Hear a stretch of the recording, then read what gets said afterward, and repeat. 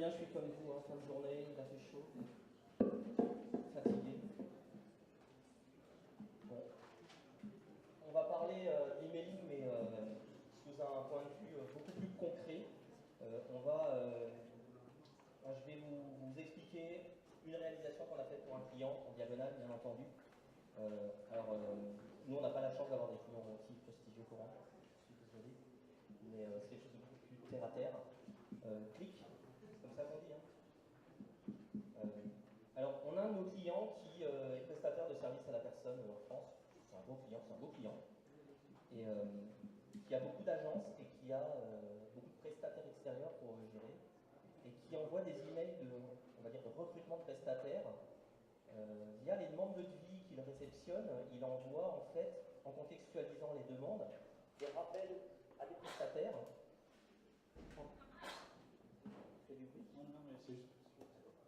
En leur précisant le nombre de devis qu'ils ont loupés dans leur zone d'activité. Okay, donc on a de la contextualisation derrière tout ça. Et il avait des emails qui n'étaient pas responsives. Et donc mon client m'appelle un jour et il me dit je veux du responsive parce que maintenant tout le monde regarde ses emails sur les tablettes. Donc on va simplement changer les emails pour les passer en responsive. On a beaucoup de clients comme ça. Hein. C'est toujours très simple dans la demande. Donc on se dit, on va regarder tout ça. On connaît les emails, on connaît le client, on connaît les contextes, on maîtrise la mécanique. Bon, apparemment, on pourrait se dire que ça peut être simple. Clic. Voilà. Donc dans un flux d'agence, enfin en tout cas chez nous, quand on commence à traiter ça, la première chose qu'on se dit, c'est est-ce que ce client, il a besoin de passer ses emails en responsive? Parce que la finalité, on a un effet de mode, on a du responsive, on a des sites responsives, on a des emails responsives, ok. Mais il y a un coût. Qu'on soit en création ou qu'on soit en réactualisation de template ou de mécanique email, il y a quand même un coût qui est à peu près du double, on va dire en moyenne du double d'une créa standard. Donc si aujourd'hui, en analysant les statistiques, ça c'est le top, si votre client a de l'antériorité, on peut analyser ces statistiques. Si vous avez un routeur qui vous donne les statistiques par device, par système d'exploitation ou autre, comme la majorité le font, c'est simple de valider qu'on a un nombre suffisant en pourcentage et en volume pour justifier le passage en responsive. Par contre, il faut avoir le courage quand même à des moments de dire à son client, là franchement vous avez 2% d'ouverture parce que le ciblage fait que il n'y a pas de mobile, il n'y a pas de tablette. Je pense qu'il faut à ce moment-là dire au client ça ne vaut pas le coup. Pourquoi? Parce que ça va être déceptif pour le client qui ne va pas voir son taux d'ouverture ou de clic ou de transformation ou autre augmenter véritablement et qui du coup va se dire finalement le responsive, c'est pas si bien que ça. Bon, nous en tout cas, on avait un client qui avait de l'antériorité chez nous, en plus on est son agence et on est son routeur, ça les arrange bien dans ce cas-là. Donc on a pu analyser qu'effectivement il avait presque 26% d'ouverture sur tablette et smartphone, qui est une moyenne sur on va dire, les 12 derniers mois de ces routages, de ce flux de routage. Donc, effectivement, on peut après segmenter ça, voir si c'est ouvert sous Android, iOS et autres. Et on va voir après que c'est important de connaître les systèmes d'exploitation des devices, parce que tout ne fonctionne pas exactement pareil pour tous. Donc, on analyse tout ça, on valide la faisabilité. Clic.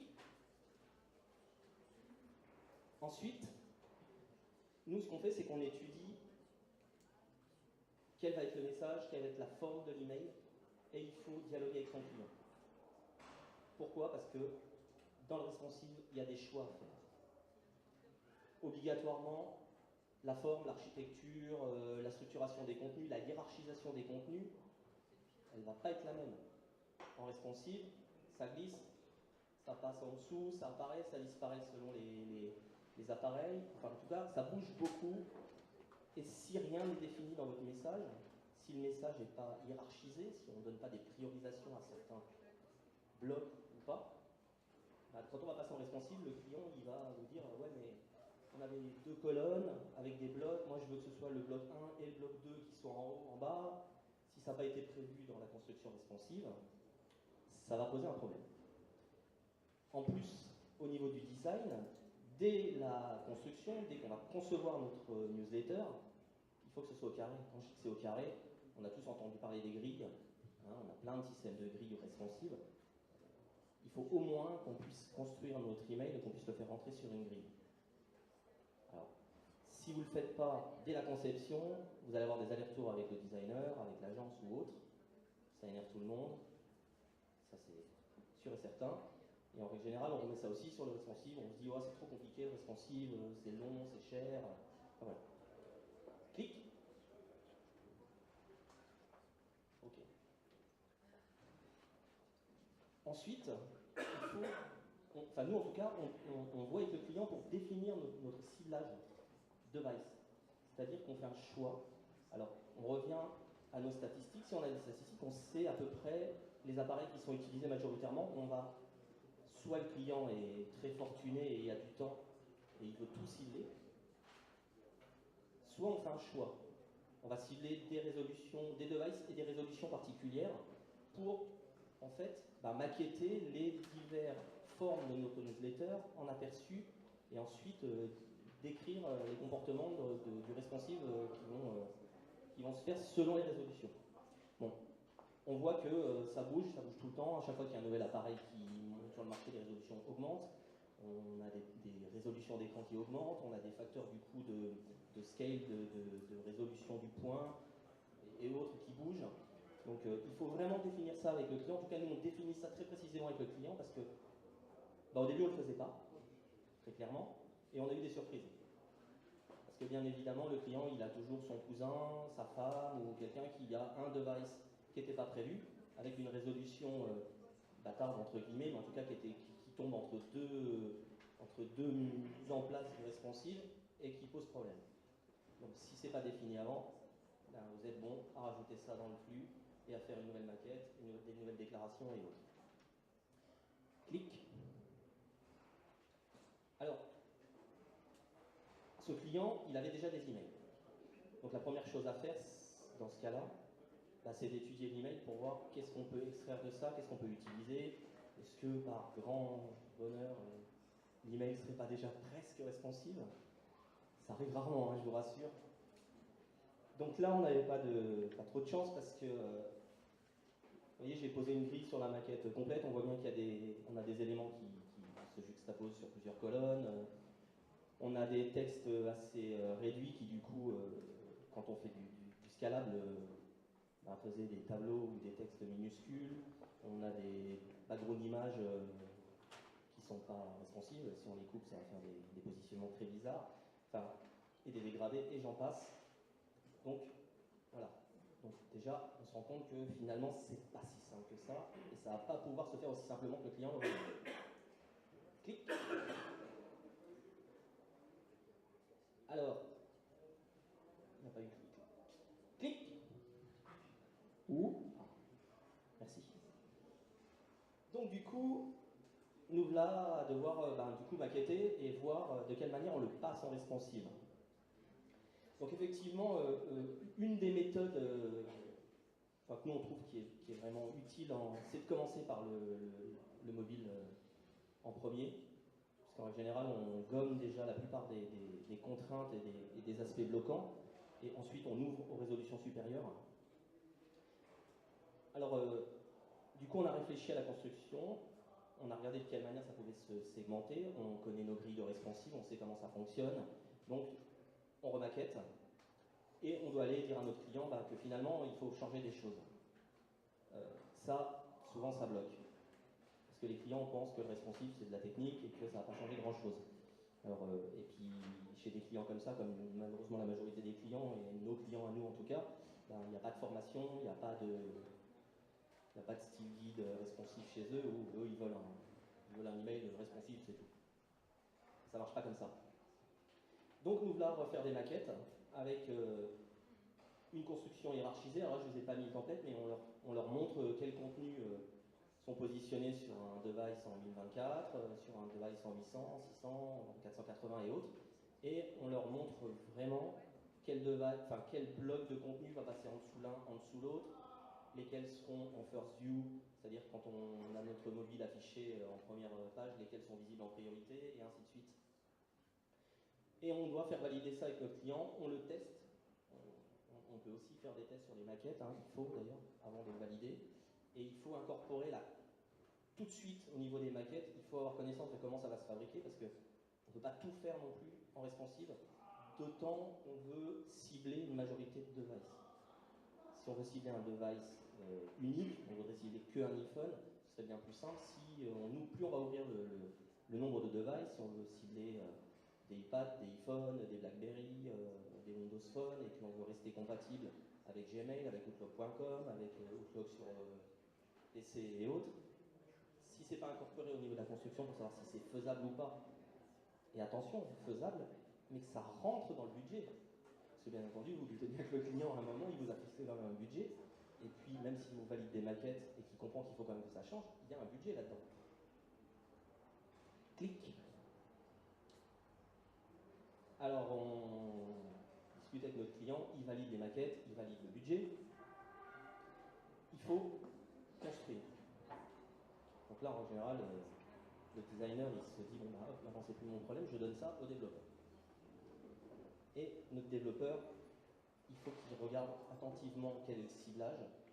Et puis ensuite, il faut considérer que chaque plateforme, chaque client, chaque version de client mail a un moteur de rendu différent qui accepte ou pas les déclarations, les interprète d'une certaine manière ou autre. Enfin, ça vous donne du coup des possibilités multiples et autres qui font que c'est beaucoup de travail et il faut que ça corresponde vraiment à un ciblage précis et que ça rentre dans le budget.